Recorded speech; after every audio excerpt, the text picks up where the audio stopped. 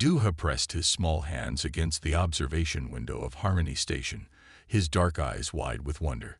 Outside, ships of all shapes and sizes moved through space like bright fish in a dark ocean. At 8 years old, he had lived his entire life on the station, but the sight of space traffic still filled him with joy. "Look, Father, that's a Vulcan trade ship, right?" Duha pointed at a purple-hulled vessel passing nearby. His father, Mr. Kim, smiled and placed a gentle hand on his son's shoulder. "Yes, it is. You're getting very good at identifying ships," Mr. Kim said. As the station's diplomatic liaison, he made sure his son learned about all the alien species they lived alongside. Duha loved living on Harmony Station. Unlike the children on Earth who only saw aliens in videos, he got to meet them face to face. The station was home to 20 different species, all working together in peace. Humans had built it 5 years ago as a place where different civilizations could meet, trade, and learn from each other. That morning, Duha had his favorite breakfast, his mother's homemade rice cakes with sweet red bean paste. Mrs. Kim worked as a xenobiologist, studying alien life forms. She always said that understanding others was the first step to peace. "Time for school," Mrs. Kim called from the kitchen. Duha grabbed his tablet and bounced toward the door. The station school was special because it taught both human and alien children together. In his classroom, Duha sat between his two best friends, Rax, a young Vulcan with silvery skin, and Tula, a floating ball of blue light, whose species communicated through color changes. Their teacher, Ms. Park, was explaining Earth's oceans to the class. "The Pacific Ocean is so big," Duha whispered to Rax, "that all of your home planet could fit in it 3 times. Rax's eyes widened. Like many Vulcans, he had trouble believing that so much water could exist in one place. Their homeworld was mostly desert. During lunch break, Duha shared his mother's rice cakes with his friends. Rax gave him some Vulcan sun-dried fruit, while Tula pulsed happy colors above their table. Other children joined them, some human, some alien, all curious about each other's food and stories.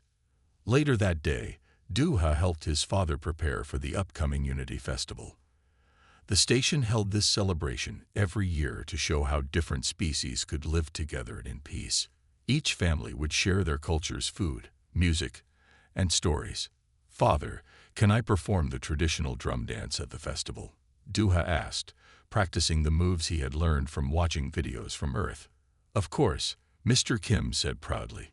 "It will show everyone that we remember our heritage even as we reach for the stars." As evening approached, Duha stood again at his favorite window. The station's lights were turning on, creating a warm glow that reflected off the passing ships. He watched as a group of Vulcan children played with human kids in the recreation area below, their laughter visible even if he couldn't hear it through the thick glass.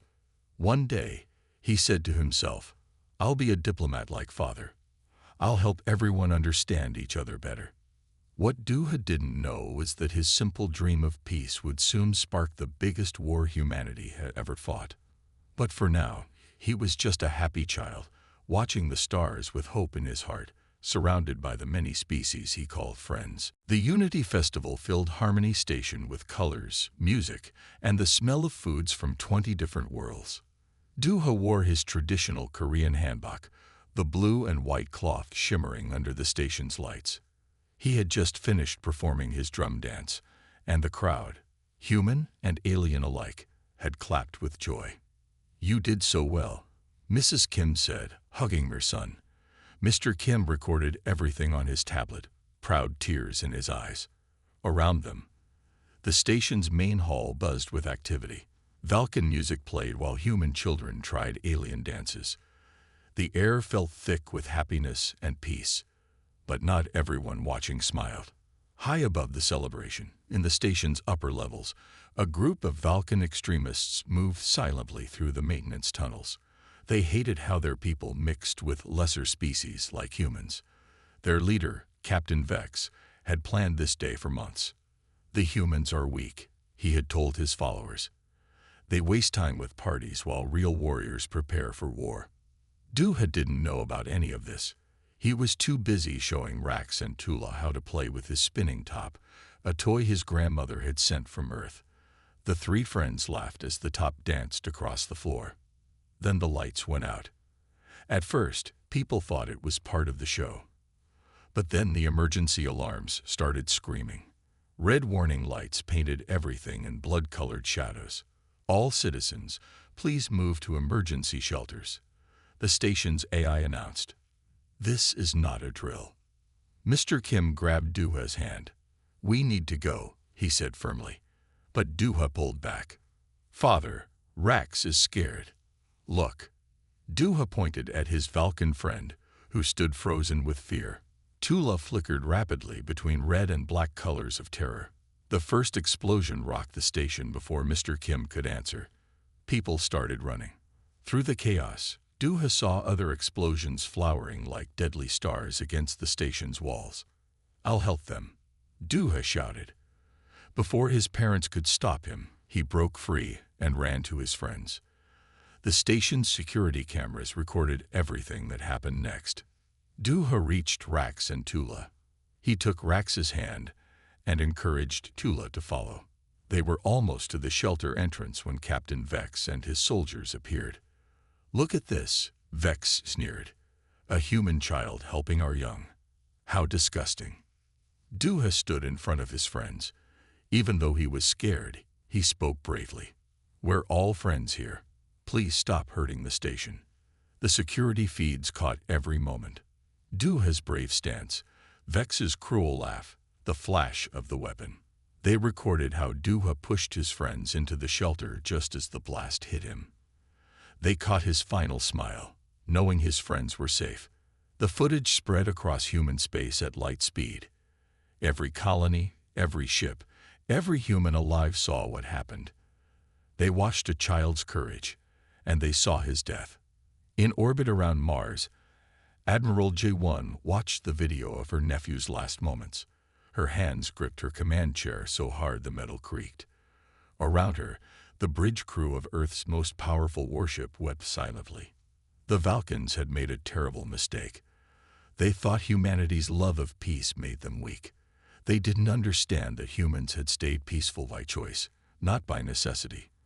And now, because of one child's death, they would learn just how strong humanity could be. Admiral J1 stood in Earth's Parliament chamber, her white naval uniform spotless, her face like stone. The huge room was completely silent. On giant screens around them, the video of Duha's last moments played again.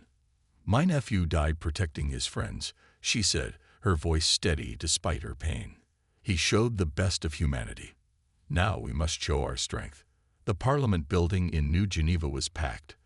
Leaders from every Earth nation and space colony had come. They all knew this day would change history. The Valkan Empire claims this was the work of rebels. The Prime Minister said, "They say they are not responsible." Admiral J1 stepped forward. "They lie. Our intelligence shows the attackers used military-grade weapons.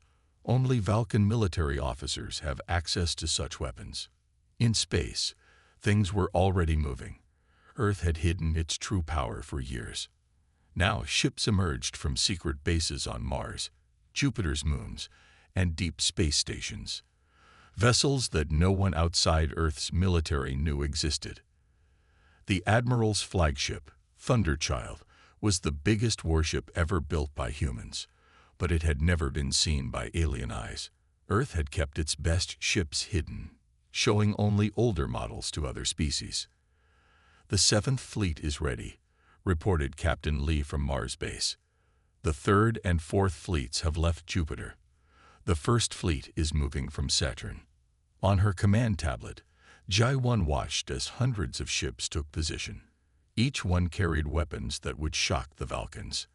Humanity had not been sleeping while playing at peace. Back in Parliament, the vote was quick. Every leader agreed. For the first time since Earth united, the entire human fleet would go to war. "Send the message," ordered the Prime Minister. J1 recorded Earth's demands herself. To the Vulcan Empire, you have one Earth day to surrender those responsible for the attack on Harmony Station. You will give up all military bases near human space. You will accept human peacekeepers on your worlds. The Vulcan Emperor's response came fast. We do not bow to primitive species. Your ships are toys compared to our fleet. Know your place, humans. In her quarters on Thunderchild, Jaiwan looked at a photo of Dua. He was smiling, wearing the space cadet uniform she had given him last birthday. They think we are weak, she whispered. They don't understand what they have awakened. Earth's response started within hours. Not with weapons, but with truth. Every human ship broadcast the video of Dua's death across all channels. They showed his bravery, his kindness, and his sacrifice. They showed how the Vulcans killed a child who only wanted to help his friends. Other species watched. Many had thought humans were simple creatures who got lucky with their technology. Now they saw something different. They saw a species that had chosen peace but was ready for war. In her ready room, Jaiwan received the final reports. 5,000 ships were ready. Not the small patrol boats the Vulcans knew about, but real warships. Hidden technology was activated. Weapons that humans had developed but never shown were armed. All fleets report ready. Admiral, her comm officer said. Jaiwan stood at her command window, watching Earth's true fleet gather. The ships looked like stars, but they carried humanity's fury. Du had died protecting friends from bullies, she said quietly. Now we will show the galaxy what happens when someone harms our children. The greatest fleet humanity had ever built waited for her command. The Vulcans were about to learn why humans had stayed peaceful for so long, not because they had to, but because they chose to. Commander Hanbin's stealth ship floated silently near the Vulcan military base on Moon 6. From the outside, his ship looked like a piece of space rock. Inside, he and his team watched their computer screens carefully. "Sir, we've broken into their security network," whispered Lieutenant Min. Her fingers moved quickly across the glowing display. "These messages, you need to see this." Han Bin leaned forward. What he saw made his blood run cold. The attack on Harmony Station wasn't just the work of angry rebels. The messages showed orders from General Kraz, the second most powerful person in the Vulcan Empire. "Send everything to Admiral Jaiwan," Han Bin ordered, "and keep digging." On the diplomatic ship, Peacemaker, Sun Mai read the new information with growing anger. As Earth's chief diplomat, she had spent years trying to build trust between humans and Vulcans. Now she saw how the Vulcans had lied all along. They planned this for months, she told her staff. General Kraz wanted to prove humans were weak. He thought killing a child would make us beg for mercy. More proof came in every hour. Han Bin's team found secret bases, hidden weapons, and plans for more attacks. The Vulcan military had never wanted peace. They had used the peace talks to study human weaknesses, but they had found none, because humans had been careful. While talking about peace, Earth had built the strongest fleet in known space. While trading with aliens, humans had developed weapons that no one else could match. Admiral Jaiwan called an emergency meeting on Thunderchild. The ship's meeting room showed the faces of Earth's top leaders on large screens. Commander Hanbin found the truth. Jaiwan said, "The Vulcan Empire's military leaders planned this attack. They wanted to start a war." "But why target children?" asked the Prime Minister. Sun Ma stepped forward. "They thought killing our children would break us, make us weak. They don't understand humans at all." In his stealth ship, Han Bin watched more Vulcan ships gather. The Vulcans thought they were secret, but his sensors saw everything. They had no idea that humans could see through their cloaking technology. "They're preparing for war," he reported to Jaiwan. "But they're only gathering their old ships. They don't know about our real fleet." Sun Ma made one last try for peace. She sent the proof to every Vulcan citizen. She showed them how their leaders had planned to murder children, how they had betrayed the peace. The Vulcan Emperor's response shocked everyone. He laughed. "Your proof means nothing," he said in a public broadcast. "Humans are weak creatures who waste time caring for their young. Real warriors know that strength is all that matters." On Thunderchild's bridge, Jai-1 watched the Emperor's message. Next to her command chair, she kept the photo of Dua. In it, he was showing his alien friends how to make paper cranes. He had believed all species could be friends. "Sir," her weapons officer reported, "all ships report weapons ready. Shall we show them our real strength?" Jai-1 looked at Dua's photo one last time. The Vulcans thought caring for children made humans weak. They were about to learn how wrong they were. Humans had built their hidden fleet for one reason: to protect their children and their future. "Send the order," Jai-1 said quietly. "It's time to show them why humans value peace, because we know exactly how good we are at war." Thunderchild moved silently through space, leading Earth's fleet toward the Vulcan defense line. 5,000 human ships followed, their hulls dark against the stars. They looked like a river of shadows flowing through space. "All ships report ready, Admiral," Captain Yang said from his station. Every screen on Thunderchild's bridge showed green lights. Not a single human ship had failed its battle check. Admiral Jai-1 stood at her command station. "Send the final warning," she ordered. The message was simple: surrender now. The Vulcan response came quickly. Their ships fired first, sending bright purple beams across space. They expected the human fleet to break apart in fear. Instead, the energy weapons passed right through the human ships without effect. Earth scientists had solved the problem of Vulcan weapons years ago. They just never told anyone. "All ships, activate shields," Jai-1 commanded. Blue light rippled across the human fleet as hidden technology came to life. "Begin Operation Child's Justice." The human attack started with no warning. Ships that the Vulcans couldn't even see on their sensors appeared inside their defense line. Commander Hanbin's stealth fleet had been waiting there for hours. "Target their command ships only," Hanbin ordered his crews. "No civilian casualties." Bright white beams cut through space. The Vulcan ships' shields, which they had thought unbeatable, failed in seconds. Their mighty warships went dark, floating helpless in space. "How?" The Vulcan admiral screamed over the emergency channel. "Your weapons cannot be this strong." On Thunderchild's bridge, Jai-1 watched the battle map. Green dots showed human ships, red showed Vulcan vessels. The red dots were disappearing fast. "Send in the capture teams," she ordered. Special Forces ships, smaller than fighter craft, zoomed toward the disabled Vulcan vessels. They carried Earth's best soldiers, led by Commander Hanbin himself.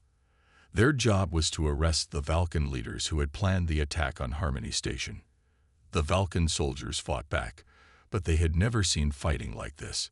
Human soldiers walked through walls using phase tech, disabled weapons with EMP pulses, and moved faster than Vulcan eyes could follow. "General Kraz is secured," Hanbin reported after boarding the Vulcan command ship. "He was trying to delete files about the attack. We stopped him." In just 2 hours, Earth's fleet had destroyed the biggest Vulcan defense force ever assembled.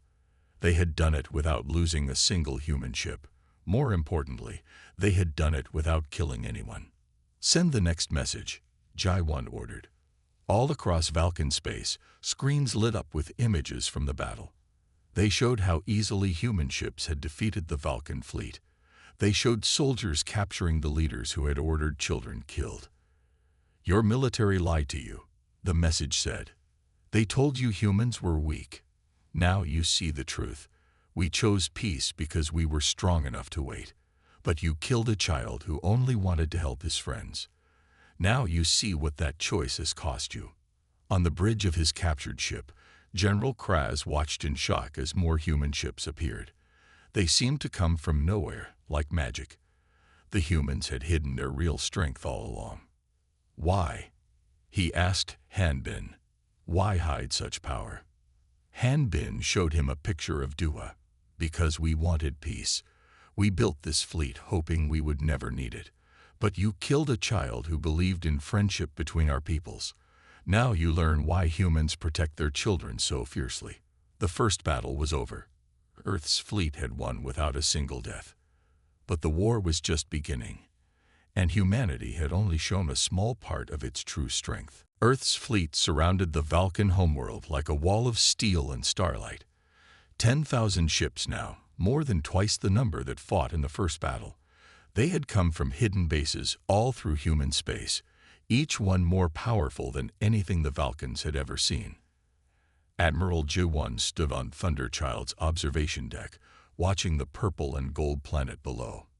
Behind her, Sun Mai prepared to deliver humanity's message to the Vulcan people. The Emperor still refuses to surrender, Sun Mai said, checking her tablet. He thinks we'll destroy his world, killing millions of innocent people. Then it's time to show them who we really are, Ji-1 replied. Thunderchild's screens activated, broadcasting to every home, ship, and station in Vulcan space. Sun Mai stepped forward, her voice clear and strong. People of the Vulcan Empire, she began, watch this truth. The screen showed everything. Commander Hanbin's team had found all the secret files. They showed the Emperor and General Kraz planning the attack on Harmony Station. They showed them choosing to target children because they thought it would break the human spirit. But then the broadcast showed something else. It showed Duha playing with his Vulcan friends. It showed him teaching them Earth games, sharing his food, and finally, giving his life to save them. Your leaders told you humans were weak because we care for our children, Sun Mai said. But protecting our children makes us strong. Duha died showing that strength. He died protecting his friends, your children. In the Vulcan capital city, people filled the streets. They had never seen such proof of their leaders' lies. Many of them had children who had played with human kids on Harmony Station. They understood, finally, what their leaders had done. We can destroy your world. Ji-1's voice joined the broadcast. But we choose not to, because somewhere on your planet, children are playing, just like Duha once played. We will not harm them. Instead of weapons, the human fleet released millions of small pods. They fell through the atmosphere like silver rain. Each one contained food, medicine, and toys. Gifts for Vulcan children. Your leaders chose war, Sun Mai continued. They chose to kill a child. But we choose to remember what that child believed, that different species can be friends. In his palace, the Vulcan Emperor watched his people's reaction. He saw parents crying as they read the truth. He saw children playing with the toys that came from human ships. He saw his empire changing before his eyes. Commander Hanbin's team moved quickly through the palace. They didn't fire a single shot. The palace guards stepped aside, many of them thinking of their own children. Your reign is over, Hanbin told the Emperor. The people know the truth now. On Thunderchild's bridge, Ji-1 received the news. The Vulcan Empire's civilian council had taken control. They were ready to surrender, to make real peace this time. We have terms, Sun Mai told the new Vulcan leaders. You will help rebuild Harmony Station. You will punish those who planned the attack. And you will build a school there, where children of all species can learn together. We will name it after Duha. The Vulcans agreed to everything. They had learned that true strength isn't about weapons or war. They learned it from a child who gave his life to save his friends. Mrs. Kim, watching from Earth, smiled through her tears. Duha would have liked that, she said. He always wanted to help people learn to be friends. The war was ending, not with destruction, but with understanding. Humanity had shown its power, but more importantly, it had shown its heart. 5 years after the war, the new Harmony Station shone like a star in space. It was 10 times bigger than the old one, with gardens, schools, and homes for people from 50 different species. At its heart stood a special place, Duha's Memorial Garden. In the garden center, a statue showed Duha holding hands with his Vulcan friend Rax and the light being Tula. The statue was made of crystal that glowed softly in space's darkness. Below it, words in every language of the galaxy read, "He saw friends where others saw differences."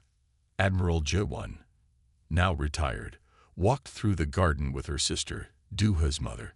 They stopped at the statue, where children of many species played together.